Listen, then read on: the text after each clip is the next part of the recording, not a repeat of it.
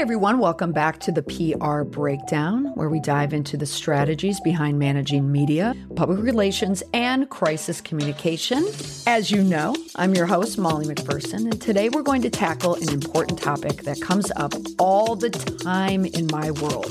Should you always talk to a reporter when they reach out to you? Now, that is not a question that is asked of me. It is a topic that comes up in my work, and it's happening more and more frequently. For a long time, I thought the answer was yes, but times have changed. And today, I'm going to share the 3 critical questions you should ask yourself before picking up that phone to return the call. As you know, I'm a crisis communication strategist, so I get calls from reporters all the time. Not because I'm a crisis communication strategist. It's because I'm a crisis communication strategist who happens to moonlight on TikTok talking about the stories that we see trending. Reporters are looking for sources for these stories. I am a get because I have a following on TikTok. A lot of reporters know this about me. If I do a story, whether it's print or television, syndicated television, there's a good chance that I'm going to talk about it on social media. So they get that extra bump. Plus, they know I'm accessible, and they also know that I can give them what they need. I'm a reporter as well. I write for Forbes.com. So I understand the fight to get the great source. You want someone who's going to add some color to your story. You want someone who can add authority to your story. There's nothing that makes a story better than an outside source that's a credible source. Now, if that source happens to be someone who has a social media following, even better. Your story is going to get more clicks. The more juice behind a story means clicks, eyeballs, money, you get it. That's the cycle that we're in right now. But what's interesting is I have to buck the trend from what I've been doing for years. And that is encouraging every single client I had or when I worked for an association or an organization to get press. That was my job, to get press. You have to pitch stories. And I would never hesitate to respond to a reporter who reached out to me. My goodness, I'd stop what I was doing. And I've been encouraging my clients to do the same thing for years. Because after all, any press is good press, right? Well, not necessarily. Over time, I've grown much more cautious when it comes to media interviews. My risk strategist instincts have now taken over. And now I always advise my clients to pause and really think about whether doing an interview is the right move. Understanding who a lot of my clients are, I think will help the context of this episode. Many times as people who are directly contacted by the press, they are a name of some sort. So they are big in some space, if you will, somewhere in the media. They might be a writer, a producer. They might be on television. They could be, a celebrity. It could be someone who's a content creator. It could be someone who's a subject matter expert who also happens to be a content creator. It's associations, it's companies, it's CEOs. It's people who are in the spotlight. Those are the people who come to me. So this is a challenge that happens to people with a name. And the question is, hey, this reporter reached out to me. Should I call them back? That's where this idea stems from. But even if you work in comms or you manage press for any person or any organization, the same rules apply. What has changed isn't so much the reporter, it's the news industry as a whole. Now, according to Reuters Institute's 2023 Digital News Report, trust and interest in news are both on the decline. Why? Economic challenges are forcing newsrooms to prioritize fast, click-driven content over deep investigative stories. Experienced journalists are leaving the field, and younger, less seasoned reporters are stepping in. These new reporters have to churn out content quickly, often with fewer resources, and that can impact the quality of the coverage. And while the scramble for content might seem like an opportunity for you to get your name out there, it's important to ask yourself a few key questions before jumping in. So in this episode, I'm going to tell you the 3 questions that I would ask my client when they're faced with the same situation. Now, here's a scenario. You've received a phone call, or the person who handles your website or your media email tells you so-and-so wants to do an interview with you. Most people are going to jump at that. People who are Gen X and above, they will jump at that because they are used to working at a time when the press really didn't call. It was the PR person's job to get the reporter to call you. That was what the pitch was all about. But nowadays, everything has changed. Now, I'm telling people, let's not rush to making that call. So the first question you need to ask yourself when you've been contacted by a reporter or a news outlet is number one, is this the right opportunity for exposure? Not every media opportunity is worth it. Sure, it's tempting to believe that any mention of your name or brand is good exposure. But in today's fast-paced, click-driven media landscape, that's not always true. You have to think about whether this story will actually reflect well on you or if it might spark backlash online, or at least come with a heavy dose of criticism. Now, most reporters can be trusted to tell an accurate story. I do not want this podcast to be an anti-reporter take. Most people who know me in my trainings or when I speak, but really in my trainings, because this comes up a lot, I'll get someone in the room, or many times it's the majority of the room, who will tell me why reporters can't be trusted. They hate the media. They tell me why they don't like it, why they don't trust it. And the hackles on the back of my neck always stick out because I just consider myself in that realm. I've worked in news. I've worked as a journalist. Like I said, I work at Forbes.com right now writing. I take it personally. I'll be honest. I shouldn't, but I'm not objective when it comes to this. I take it personally. I have a very subjective feeling about it. However, when I relate it objectively, I remind them, one, what is the difference between a news outlet and commentary outlets like cable news? Because usually what they're thinking, it's Fox News versus MSNBC. And I know that without them saying that. So I always start with that caveat. But then when you get into reporters and you get into news outlets, I also tell them to go easy on reporters. Most reporters, if they are following the ethics of reporting and the rules of reporting, they can be trusted to tell an accurate story. That's their job. And if they don't do that, then you can call them out for it. I mean, that's the number one thing. If any reporter does a story about you and it's inaccurate, you can go to your media source, your website, your social medias, and you can put them on full blast and say that is not true, and then provide the evidence, of course, for why it isn't true. But you can do that. You have that right to do that. But that's typically not the problem. The problem is the context. People worry about the context creating an impression that the information is false or in an unflattering light. So I tell them, here's the thing. Reporters are often under pressure from their editors to add drama, to increase those all-important clicks, even if the reporter's intentions are good. And even if they deliver a fair and balanced story, newsroom pressures can shape that final story. So you have to ask yourself, is this outlet known for balanced reporting?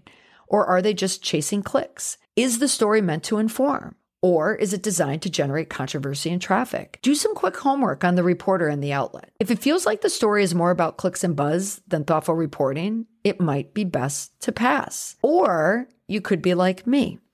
And there may be many of you out there who often get calls from the press. I can vet clicks and buzz pretty quick. I know exactly, as soon as I read what they want or what the topic is, I know exactly what the deal is. But I have to determine, do I have the time to do this? Is it worth my time? Because my time is valuable. You can say the same thing to yourself. Is it worth it to call the reporter back? Because if you're calling a reporter back, you need to be prepared and you need to research, and that takes time. Remember, time equals money. So that is another reason that you need to decide, is this the right opportunity for the exposure? Is it worth it? Number two, what's the risk? Is there a potential risk when you agree to an interview? Because you have to consider the potential downsides. Once your words are out there, you can't take them back. So what's the worst case scenario? Could your comments be taken out of context? Could the reporter dig into past controversies or twist your words into something you didn't mean? Do you have critics? And will those critics say something negative about you and something so compelling and clickable that it will make your story look worse simply because they had to add that critic? Let me give you an example. One of my clients recently did an interview with a well-known news outlet. I wish I could share all the details on this, but I can't because of confidentiality. But it was an outlet that if that conversation would have taken place 5 years earlier, it would be no question that you would return that call. There'd be no question whatsoever. I think back to my career, like this was what you went after. Like if a reporter called from this outlet, you stopped, dropped everything that you were doing to roll with that story. They immediately assumed when they got this reach out that it was going to be a positive profile piece for their brand. I was not asking questions at this point because I wasn't involved. They called me many times, like almost all times, too late. They called me when the interview was over. But what they shared with me was that as the questions went on and on and on, and when the questions were getting very pointed, particularly with people close to the subject matter, it became clear that the story was taking a more sharp, critical turn. This was going from puff piece profile to potential hit piece. That's when they called me. So after looking into the interactions that they had with the reporter, I asked the questions, what did the reporter say to you? I'm looking for the tripwires, the signals that this isn't necessarily going to be, a positive piece. I didn't like the fact that when the reporter reached out, that they didn't ask the reporter basic questions. What's the story about? Who are you speaking to? What's your angle? Now, likely why that happened to them, and also many other clients that I've dealt with, I'm not going to blame them or say that their person did anything wrong. When reporters reach out, they are very much giving the impression that this is going to be a positive thing, especially if you're coming from a big legacy news outlet. They don't need to come with a lot of words because just the name and the heft of the outlet kind of speaks for itself. And sometimes you forget to ask those really pointed questions. But I started looking into that interactions. I said, tell me exactly what they said in their email. Tell me exactly where they went in this interview. Was it a phone interview? Was it a Zoom interview? Oh, they flew to you to interview you? Oh, do you know anyone else who they talked to? Now, if that person has critics, that's going to be concerning. So there are all these little tripwires, these signs that the story isn't going to be positive. And it's not just one client. I get this all the time. I have another client going through the exact same thing. And I'm there to show them the red flags when these things come up. So that's why I always advise my clients to ask questions up front. I don't care who it is on the other side. And where people trip up the most, honestly, are with these big named media outlets. It's not the little ones. It's the big ones, or it's the ones that have the big name from the past. Like I had a client once, and this was a well-known crisis. If you're listening to me right now, I am certain that you heard of this crisis. The person at the center of it told me that they wanted to do this particular interview, and I hesitated on it because it was an interview with Time. And they said to me, I just remember this magazine being on our coffee table growing up, and my father loved this magazine. And I said to them, this isn't your father's Time magazine. Okay, this is a culture reporter. It doesn't mean that it's going to be a hit piece, but a culture reporter, to me, is a euphemism for finding buzz. To write a story with buzz that will get clicks. Doesn't mean that they're not a good reporter. Doesn't mean that it's not going to be a good story. And it doesn't necessarily mean it's going to be an unfair story. But what it does mean is that it's going to be written for clicks. Flat out. It will be written for clicks. And that's why I always advise my clients to ask questions up front. What's the angle? Who else is being interviewed? If the reporter can't give you clear answers, then it's a red flag. And sometimes, despite the allure of being in the press, it's just not worth the risk. Number 3, can you control the narrative? In PR, controlling your message is everything.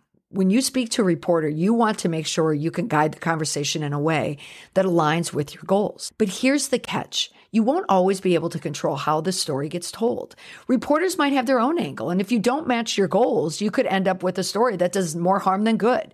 Don't just ask yourself, can I trust this reporter? Ask, do I trust that the outlet will allow the reporter to present my side fairly? I've had my own experience where a profile piece took an uncomfortable turn. I talked about it way back in February when I had my last episode before I went on the hiatus. I explained exactly what happened. But the reporter included an anecdote about me that painted me in a negative light. It was an anecdote that I knew was inaccurate. It was out of context. What's worse, the anecdote was added weeks after I was told the story would be finished. I was told that the story was coming out any day. That deadline passed multiple weeks. And then I get a reach out from the reporter who, through scouring the internet, finds this quote anecdote that I had to deal with on TikTok. And it was something that happened to me, like a crisis cycle, where I was taken out of context and stitched and duetted and fell into the social media vigilante cesspool, which if you know me, you know I hate social media.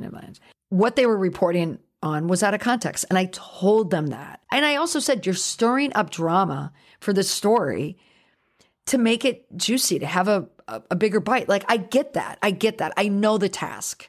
Okay, I know the assignment. But what you want to report on isn't accurate. It's not accurate. And you're not reporting on the truth of the matter. If you were telling the truth of the story, it would be how I was taken out of context. That would be the truth of the matter. But what they wanted to highlight was, oh, crisis person who talks about people's crisis gets canceled in a crisis. That was their angle. And I made it very clear to this reporter, this young reporter, like 2 jobs out of college, which shocked me, by the way. I am shocked by how many young reporters are out there, and it's no disrespect to them. I applaud it. I have 2 kids who are going in the same direction. It's not that their writing skill is not there. It is. These are very, very smart people. But with the media landscape, how it is, where they're not getting paid at a level that reporters at their talent level or what they were writing about were getting paid in the past. The pay is down, and so is the fairness, because editors are really pushing them to get clicks. They're pushing them for the buzz. They want buzz. They want clicks. And in the case with me, I made it clear to the reporter, if you include this anecdote, if you include any detail of it, I'm not promoting the piece. This piece is dead to me. That was the only control I had over the narrative. Now, they still ran the story, but the story got buried. It got buried on Christmas Day. And honestly, I don't mind it at all. I don't. It was a great profile of me. I mean, the reporter, like I said, did a very, very, very good job, but it was so disingenuous, in my opinion, to miss the deadline and then come back with that anecdote. It felt so plotting to me and so intentional and deliberate and just underhanded. I thought, I'm not going to participate in this. Here it is, the irony. It's a story about PR machinations, and I was being and here's the irony of it. It was a story about a person who dissects PR machinations, and I felt the news outlet was doing the same thing to me. So remember, if you can't shape the conversation in a way that benefits your brand, or it might harm you, it's often better not to engage at all. I can't tell you how many times I said to myself, why did I even do that interview? Why did I do it? Okay, I wanted the angle. I wanted the profile. I wanted the bona fides so I could use it as something in my bio. But I regret it. If I could go back in time, I wouldn't have done the interview.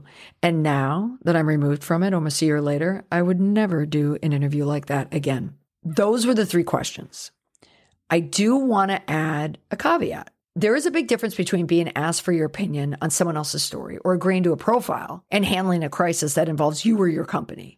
If the story is about you, especially during a crisis, you don't always have the option to stay silent. In those situations, staying quiet could allow others to control the narrative and hurt your reputation even more. That's important. We are big believers in the no comment. You never want to go without a comment. That's very harmful to you if there's a story about you, your company, and the reporter or the anchor says, we reached out to so-and-so for comment, but they failed to get back to us. You never want that to happen. But if it is a story within your control that won't change your reputation if you're in it or not, or if it's a matter of a profile, if you don't do this profile, will it hurt you and there's no harm? That's when you want to start thinking about it. So the question is, do I take the risk for the opportunity? Will the risk outweigh the benefit, or will the benefit outweigh the risk? Here's the bottom line. Talking to the press can be a powerful tool to get your message out there, but it's not without its risks. So before you pick up the phone to return that call or reply to the email, ask yourself, is this the right opportunity for exposure? What's the potential risk? Can I control the narrative? Do I really need the press? 2 examples that I gave at the beginning of the episode from my client work. Both of those clients were in situations where I felt they did not need the press.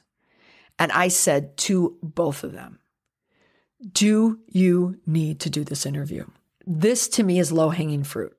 I know you're caught up in the names, but personally, if you called me before this happened, I would have told you not to take the interview. There are too many critics out there. There are too many things that I think could put you in a bad light that just aren't worth it. Go back to your own media channels and tell your story there. And then when you have your next push, whatever it is, like with both these clients, there's things that they can push down the road. Do your press when it's promotional. Do your press when you need to get it. You don't need to do it now. In summary, the 3 questions. 1, is this the right opportunity for exposure? 2, what's the potential risk? And 3, can I control the narrative?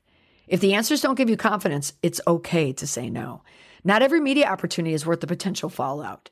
Sometimes protecting your brand is the smartest move you can make. As always, I'm here to help you with your PR strategy. You can find me here every week on the podcast and certainly on social media and again on Forbes.com. Don't forget to subscribe and leave a review, and I'll catch you in the next episode. Bye for now.